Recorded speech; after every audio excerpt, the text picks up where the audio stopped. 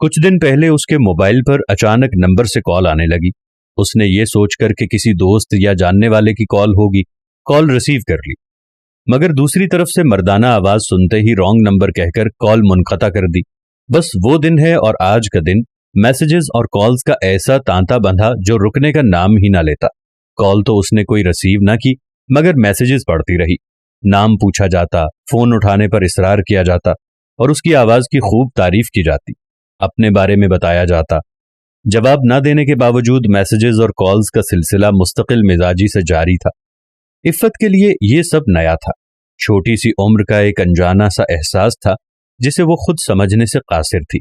کیا ہوا اگر میں بھی ایک میسج کر دوں، یہی پوچھ لیتی ہوں کہ کون ہو اور کیوں مجھے تنگ کر رہے ہو۔ اس لمحے اس کے دماغ میں خیال آیا، عجیب ششوپنج کا شکار تھی، کوئی اس سے بات کرنے کے لیے بے چین تھا۔ یہ خیال اسے نہ جانے کیوں ایک انجانی سی خوشی دے رہا تھا۔ بالآخر سوچ بچار کے بعد اس نے ایک میسج ٹائپ کر لیا جس میں اس نے لکھا کہ وہ کون ہے اور رات کے اس پہر اسے کیوں تنگ کر رہا ہے۔ ہاں کوئی بات نہیں، ایک میسج ہی تو ہے، اور پوچھ لینے میں قباحت ہی کیا ہے۔ اس نے خود کو تسلی دی، بٹن دبانے ہی لگی تھی کہ اچانک ایک چہرہ اس کے دماغ کی اسکرین پر ابھرا۔ میری بیٹی تو میرا مان ہے۔ یہ جملہ جو اس کے بابا اس کا ماتھا چومتے ہوئے اکثر دہرایا کرتے تھے، اس کے حلق میں کانٹے چبھنے لگے۔ شفقت و محبت سے کہا گیا بابا کا ایک اور جملہ دل کی تار چھیڑ گیا۔ عفت تو اپنے بابا کا غرور ہے۔ اسے اپنا سارا وجود سن ہوتا ہوا محسوس ہوا۔ بڑی مشکل سے بستر سے اٹھی، پسینے سے شرابور لڑکھڑاتے ہوئے قدموں کے ساتھ بالکنی میں جا کھڑی ہوئی۔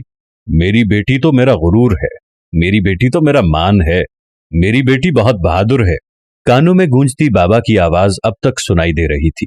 جی بابا جانی، میں کمزور نہیں ہوں، آپ کی عفت آپ کا غرور نہیں توڑے گی، انشاءاللہ۔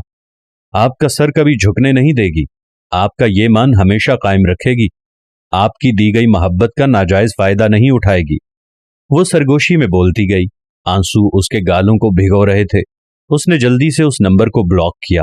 سکون کے احساس کے ساتھ اس نے گہرا سانس لیا، نیچے صحن کی طرف دیکھا تو بابا تہجد پڑھنے کے بعد اللہ رب العزت کے سامنے ہاتھ پھیلائے دعا مانگنے میں مصروف نظر آئے۔ باپ نے اللہ سے اس کی عزت و آبرو کی دعائیں مانگی اور اللہ پاک اسے گناہوں کی دلدل سے نہ بچاتے، ایسا کیسے ہو سکتا تھا؟ اسے اس لمحے اپنے بابا پر بے حد پیار آیا۔ انجان نمبروں کے ذریعے پھینکا ہوا یہ شیطان کا جال ہوتا ہے جو وہ صنف نازک پر پھینکتا ہے۔